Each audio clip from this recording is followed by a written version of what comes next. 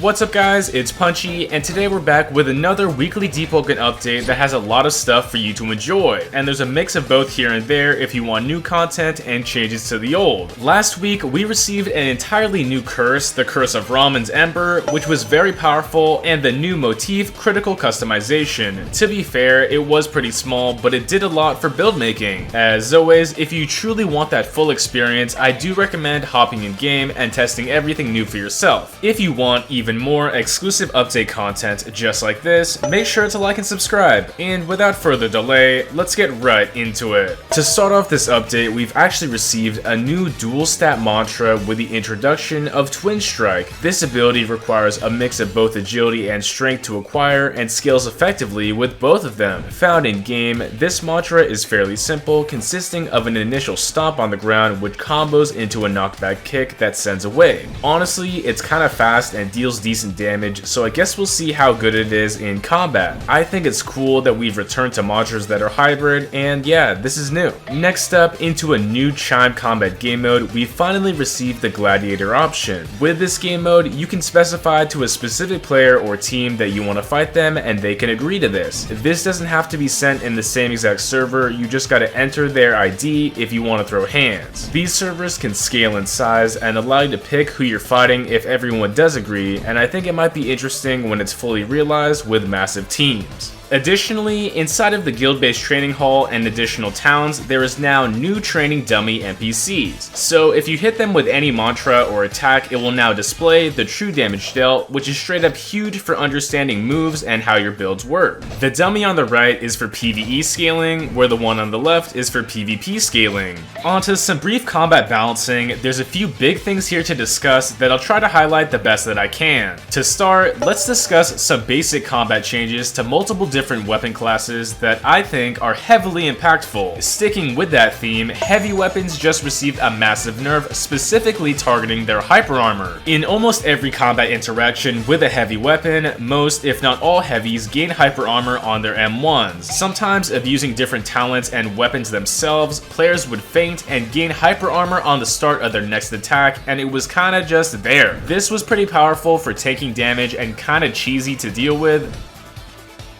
In this patch, as soon as you feint with a heavy M1, all of your hyper armor is gonna go away. This change is pretty large for the entire weapon class, forcing heavy users to think a little bit more about how they want to mix up, since they won't always have armor to protect them. Now, moving on to another change that might just send this weapon class into the ground, we have a pretty major update which came to the one-handed gun. So this weapon type was always pretty active in its gameplay, forcing users to reload whenever possible, but now it's been limited with what we can actually do with our reloads. One-handed gun users can no longer reload when parrying and blocking, which has finally been added today. Players would always move stack this with basically anything, and that should never have been added into the game. Speaking about move stacks, we got multiple different nerfs to a heavily abusable oath being SILENTHEART. Specifically, with one of its moves, Relentless Hunt now has slight end lag when interrupted in combat. So players would often throw this out to move stack during their approach and teleport to enemies, but now it's a little bit more punishable off positive interactions. This move also no longer allows move stacking, which is kinda crazy. Move stacking with M1s were also removed from Mayhem, which is nice to see, and this is a huge nerf to SILENTHEART. To further hit SILENTHEART, they've also received an objective damage nerf, specifically with Overflowing Dam. This talent usually provides 10% more damage if you have full ether with your M1s, but this oath only receives 5% extra.